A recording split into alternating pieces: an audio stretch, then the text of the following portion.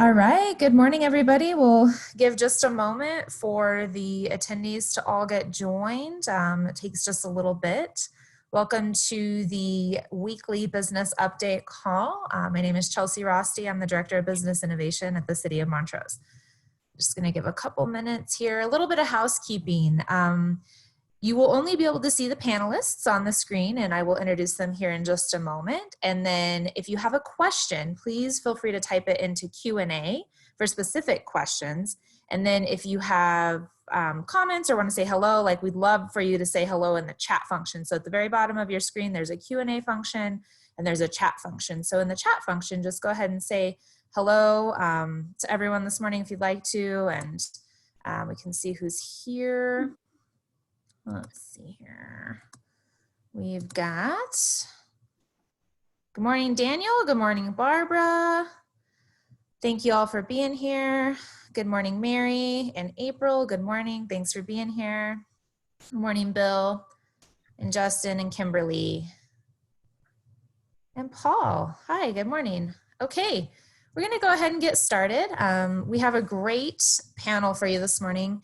We're going to be starting with Sue Hansen. She's a Montrose County Commissioner, and she's going to talk to us a little bit about what the health side of things look like as the state and the county and the country start to open up, and how we can be safe as we start to very slowly open the economy. And then we also have Caitlin Love, and she works at the City of Montrose, and I can't ever get your title right, Caitlin, but she is a marketing guru and is going to talk to us about social media this morning and how to market our business and organizations in a really effective way with social media. And if you've been following the city's social media, our Instagram account and Facebook account, that is all Caitlin. She is amazing. And so she's going to talk to us today about that in general, and then also just with COVID and how things have changed with, COVID and what we should do with social media. So we have a little bit of an announcement. It's not probably news to anybody, but the governor 2 days ago came on a press conference and said on April 27th, we are going to move from stay at home to safer at home Colorado. And so it's just a little bit of a slight change, but there are a few things that it's going to allow for businesses, and we're really excited for those things. And so non-critical retail, things that have been previously shut down during the stay home, will be able to do curbside pickup. So they can operate with staff inside the building and do curbside pickup, online ordering, all of that type of thing. Of course, all of this is with the caveat that we're using, precautions with masks and gloves and extreme sanitation, social distancing, all of those type of things.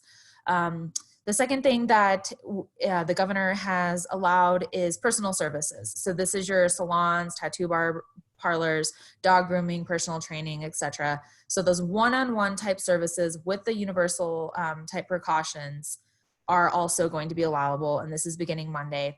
Real estate showings, one-on-one, no open houses, and then locally, we've sort of made the ruling that car washes can open up again too, because that's really sort of a singular activity. We feel like if people are washing their hands and keeping care of their own personal health, that car washes are something that would be okay for people to start utilizing again. So that's exciting if you have a dirty car in the driveway, but I think most people are probably just really excited to get their hair cut. And a lot of businesses are also excited. And the other thing to note, and some things that I've been sort of monitoring on social media, is seeing that some businesses aren't ready to open. They're not feeling comfortable with the safety of things, and that's totally okay. Obviously, this isn't saying that you have to open. I think that plenty of people in the community are very understanding of the fact that we're all in a different place with this, and we all feel a little bit different. And so you do what's best for you and your business. And there's some great models out there. I'll call out Salon Polished. If you look at their Facebook page, they've really got a great plan to keep people safe.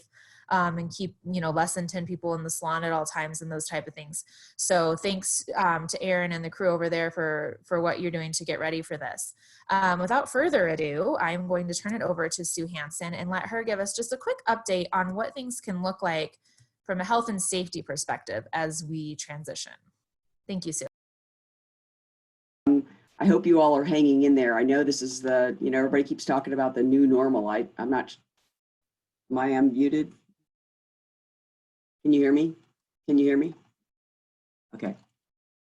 Anyway, so a little bit about, we're happy that businesses are going to start opening up gradually. What we'd really like to encourage is that businesses are aware of what the public health recommendations are.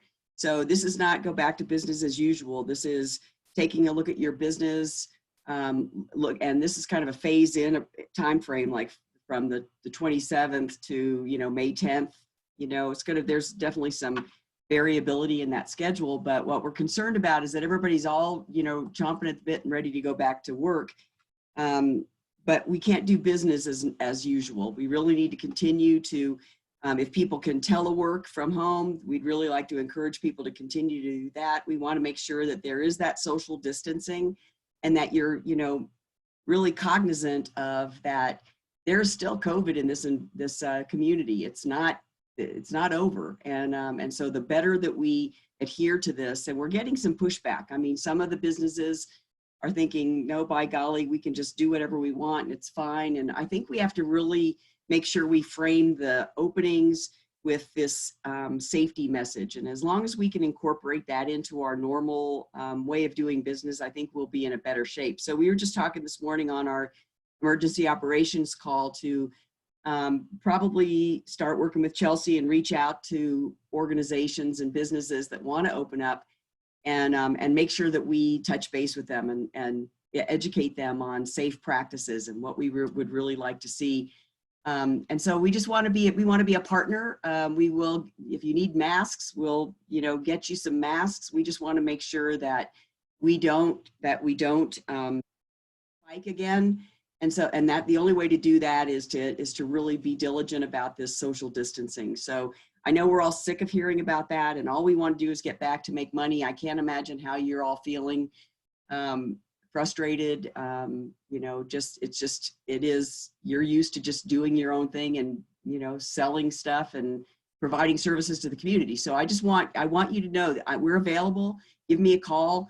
My email is shanson@montrosecounty.net. Let us know what we can do for your business, because what we don't want to do is open up without being thoughtful about it. And I know the city feels the same way.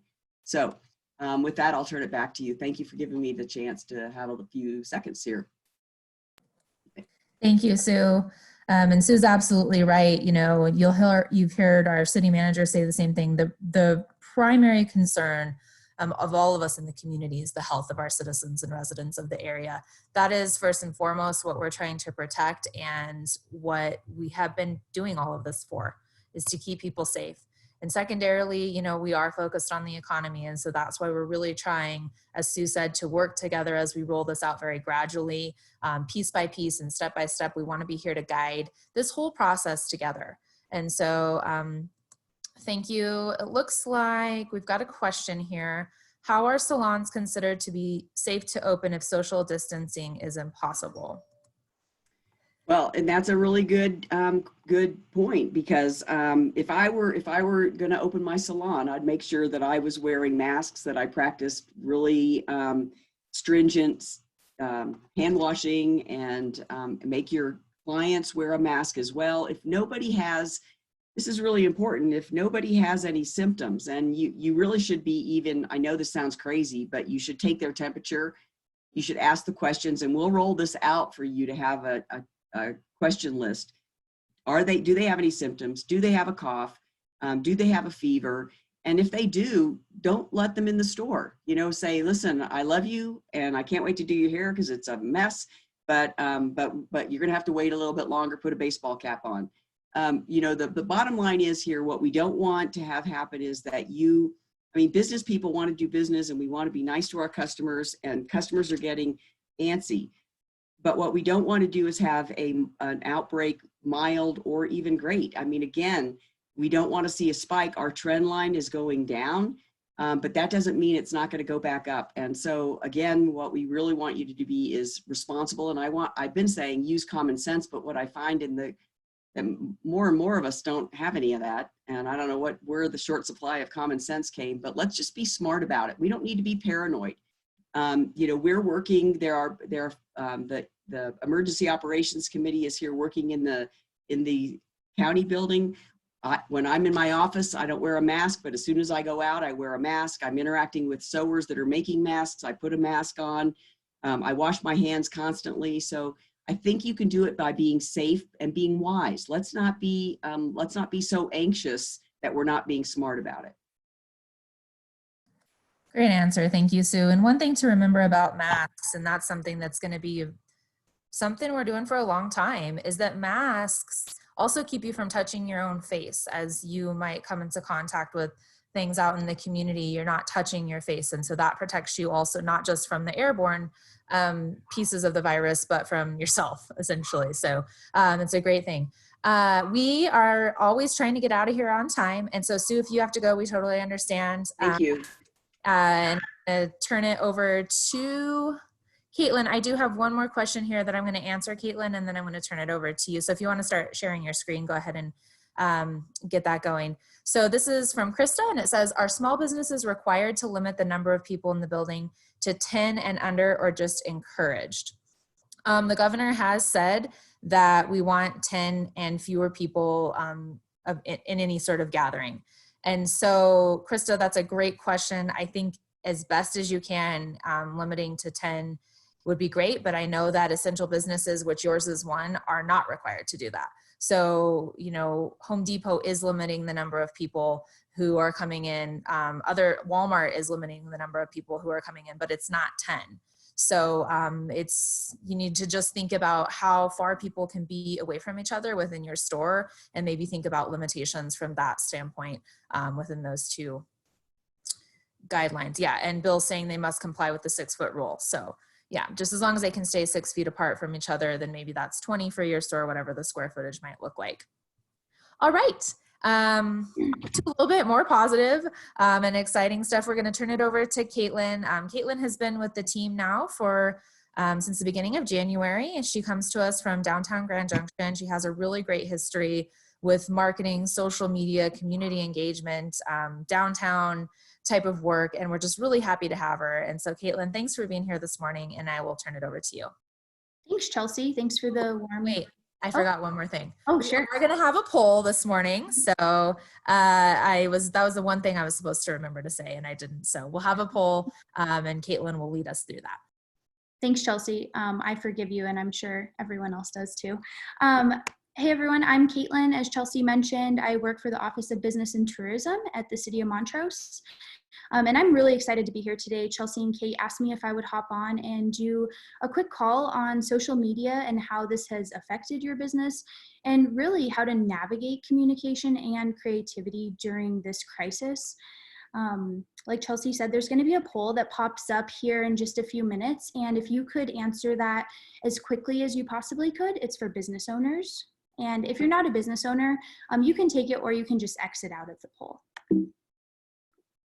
So what we all know here on this call, and you know, I don't have to sit here on here and let you guys know about all the challenges that you face during this time, the tough decisions that you've had to make, the constant change. We face that at the city too. It feels like it changes minute by minute.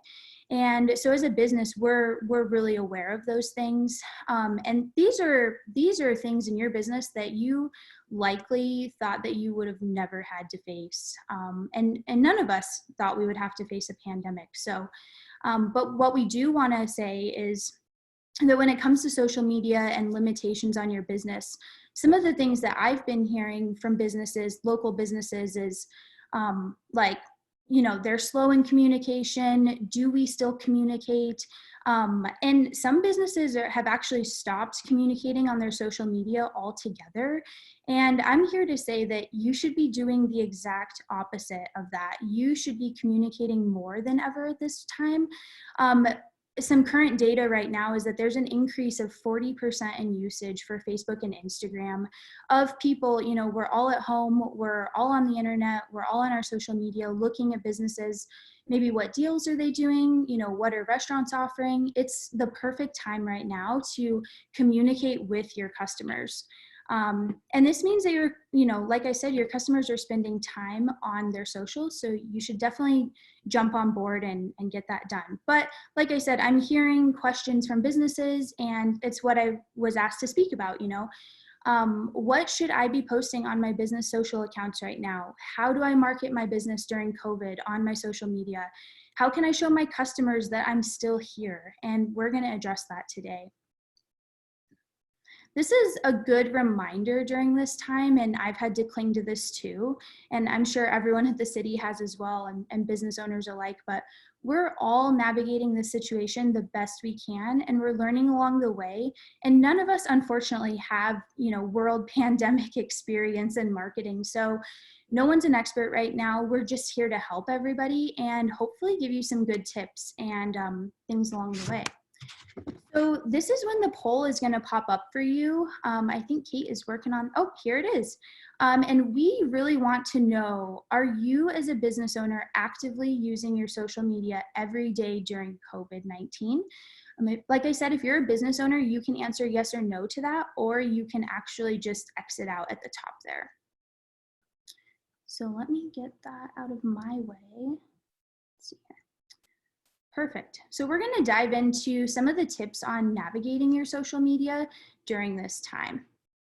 So the first thing that I always say for businesses to do during something big is you should just acknowledge the situation. You should acknowledge what's happening, and you should keep it real with your customers. So customers right now are looking for more honesty than ever. They're looking for you to be transparent, and they want to see a human side of you. We're all dealing with this in different ways.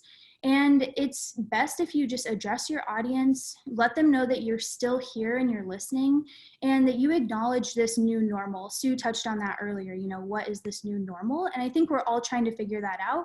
But if you can acknowledge that in the way that you're offering services, the way that you're operating, that's gonna go a long way with your customers. And here's some examples that I found. I really love these. I pulled these from some regional businesses, like this top one. They're just acknowledging the fact that they care about their employees. We know it's a strange time, but I'm responsible for this amount of employees, and I'm going to do everything I can to keep them all. There's some others on here on the screen that are just talking about, maybe their operations are changing a little bit, or maybe some of their staff is rearranging, but they're being real and they're being honest. And I think that's just so important during this time. We're all, like I said, looking for that human connection and that humanness of a business. The next thing too is to show up on social every day. And this applies to the poll that I had you guys take. So it looks like 39% of you, this is a live poll, so 39% of you are saying yes, that you as a business have been engaging every day on social media, and that's awesome. And then of course, there's the 61% that says that they haven't. So I'm really hoping that these tips can help you with just some small ways to hop on your social and engage with your customers. So some of the ways that you can actually engage every day on Facebook, you could simply share a post. You could go on your stories. I don't know if any of you have accessed your Instagram stories, but it's just a quick way to communicate. And through all of this, I just want to say, if you have any questions about how to do any of these, I'm happy to jump on the phone with you and kind of talk you through just a little bit of, going deeper into any of these tips that you want to try out. So Facebook and Instagram posts, those are key. Like I said, stories, or you could get really brave and you could go live. That's an awesome way to engage with your audience and to be in real time with them. The next thing is be fully engaged with your customers. So we want to be relevant to these times, and we want you to be you. Your customers come to you because they like you and they like what you offer. So it makes sense for you to acknowledge, what is something that my customers really need right now, but they can't get from me because they're at home. So one of the ideas is to record a how-to video and post on your Instagram or Facebook. You could possibly be getting a lot of questions right now also. What are your hours? How many staff do you have? How are you doing pickup and delivery? Can I place an order online? maybe this is a good time, if you're getting a lot of questions, to do a live Q&A session, or maybe it's just a chance for you to post something on your Facebook or Instagram and acknowledge that, hey, we've been getting a lot of questions about how we're operating and we want to answer them for you. We're here for you still. That also goes a long way. And then one thing that I've seen that's really cool on social right now is a lot of companies, a lot of small businesses are giving good and helpful resources for these times. And some of them are really good. So I just pulled this one from REI a few days ago. I love it. They showed people at home how to do some bike maintenance. They also did one on like how to set up your living room for a campsite. And so I thought that was really cute. And again, they're relating to the times. There's a regional photographer here, Devin. He, and I'm sure all of you will love this awesome background that you see on his photo, but he took some of his amazing photography and he turned them into free Zoom backgrounds. So you can go to his Facebook page and you can actually download some incredible photos. And again, he's offering a resource. He's offering what we want right now. We don't need Zoom backgrounds, but they sure are fun. And then this no-name company, they did this fun thing of a 20-second hand washing timer. And it's really simple and it just dings each second. But again, it's relevant and relatable to the times. And then Bonfire Brewing out of Eagle, they made a really cool crawler that showcases, people in their windows staying at home. Again, relevant and relatable to the times. So what you also should do is tap into who already purchased your goods. These are your loyal followers. These are the customers that are there with you through thick and thin, and you should reach out to them. You should encourage them to give you a special shout out. Ask them to leave a review for your business on Facebook or Yelp. And then you can actually share that material. You can share it on your Facebook. That's the easiest content that you could possibly have, content that's generated by another user. It's an amazing thing. And so you can share your customers' posts. Let's say they took a picture of a cinnamon roll they bought from your bakery. Once they take that picture and they share it on their Facebook, share it to yours and say, hey, look, our customers are still able to pick up our cinnamon rolls or still pick up books. That is just really simple for a business to grab onto and to promote on your own page. You should also thank your customers on social media, especially during this time. We touched on how, locals might be kind of nervous or scared to get outside and, to face the outdoors right now, but it's a good time to say, thank you for purchasing my goods. Thank you for picking this up. And photos help. They illustrate the picture that you're trying to draw. And so we all know that we're the furthest thing right now from business as usual. We're making strides and hopefully we're getting back to what can be our new normal. But right now it's really important to make it personal, make the goods that people purchase personal. And so one thing that I've seen a lot of local companies doing is writing a personal thank you to customers who purchase online or by the phone.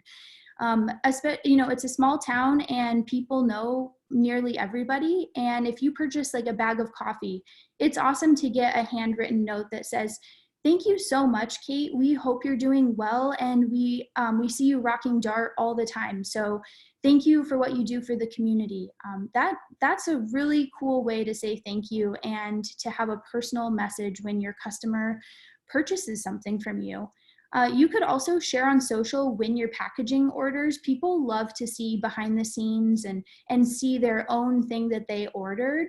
Again, maybe if you're roasting a lot of coffee, show them those behind the scenes things of, we're getting your orders ready for you, even though you can't be here with us.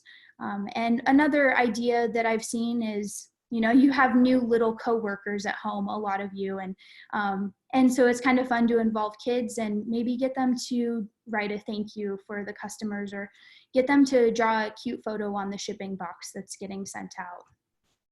And, I think it's just the key takeaways here are to mostly be personable and relatable and consistent. All of that helps, and go the extra mile.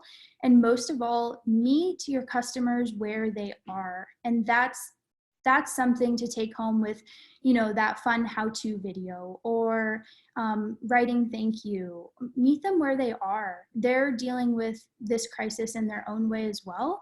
And so if you can provide resources and tools for them, that's just going to make their day even better, and they're going to remember you even more. So here are the things that we went over. Have an online social media presence. It's helpful to do it every day, even if you're not posting. You know, maybe put something on your Instagram stories, or share a review, or share a photo that a customer snapped of your cinnamon rolls. You should acknowledge the situation. Don't stop engaging. Offer a resource and tool for the times, like I just said, and get creative. People want to see the human side of you, even if there's like a hidden talent that your customers didn't know that you had. Show them something funny. Show them the inside of your life currently. We all are looking for that connection, and you should make it personal, and share the love that you get from customers on your site. That is effortless content that you could easily be sharing. So with that, that's all I have, and I'm excited to take questions and learn more about some of the struggles that you're all facing. Thank you, Caitlin. That was really fantastic. Really great examples that you shared. And, you know, I've seen a lot of awesome businesses here in town doing that very thing you're talking about. Those of you on this call, if you're interested in exploring, you know, local businesses, CrossFit Agoge has done an excellent job of interacting with their clients, doing at-home workouts, and then encouraging people to share about that experience. And then CrossFit, of course, is reposting that on their socials. So it's sort of this circular situation, much like what Caitlin was talking about, how the business posts the content, the customers interact with the content, then they post about the business and how they interacted with the content, and then that gets reshared, and it becomes a community for anything, you know, coffee, gyms, cinnamon rolls, you know, you name it. It can be, I've seen salons doing it throughout this entire time, just posting funny memes and, you know, different ways for people to interact. It looks like I don't have any questions, but lots of thank yous to you, Caitlin. We're very lucky to have you, and thank you all for being here this morning. We're going to try to get you out of here on time. Caitlin's contact information was shared there at the end, and we'll be sending out a copy of this slide deck to everybody who was in attendance today, as well as a recording of the webinar. Next week, we will be sort of in the midst of the safer at home order being in effect, and also looking forward to May 4th, which will be another change in the way that businesses operate within the state of Colorado, as near as we can tell. And so hopefully next week we will have some things to share about how you can look forward to May 4th and what those type of things look like. As a preview, you know, the governor has said things like perhaps non-essential retail can open with social distancing, and other things might start to sort of open up, not things like restaurants or theaters or, you know, concert venues or anything like that, but smaller retail may be able to open. So just stay tuned. Next week, we'll probably just spend most of the time talking about that and what those type of things look like. It looks like we have some really great comments. Thank you, Jen, for saying this was inspiring and a fantastic reminder. Joey, thank you. Great content. Paul, thanks, Caitlin, Kate, and Chelsea. So it's a positive day. I'm feeling hopeful. I hope that everybody else is too. You know, it's not perfect, and we're, like Caitlin said, none of us have ever done this before, but I think our community is really strong. And Ken Crombie, I see your comment, and we will check in with you after the call. All right. Thanks everybody for being here. We'll see you next Wednesday, and we appreciate it. Bye-bye.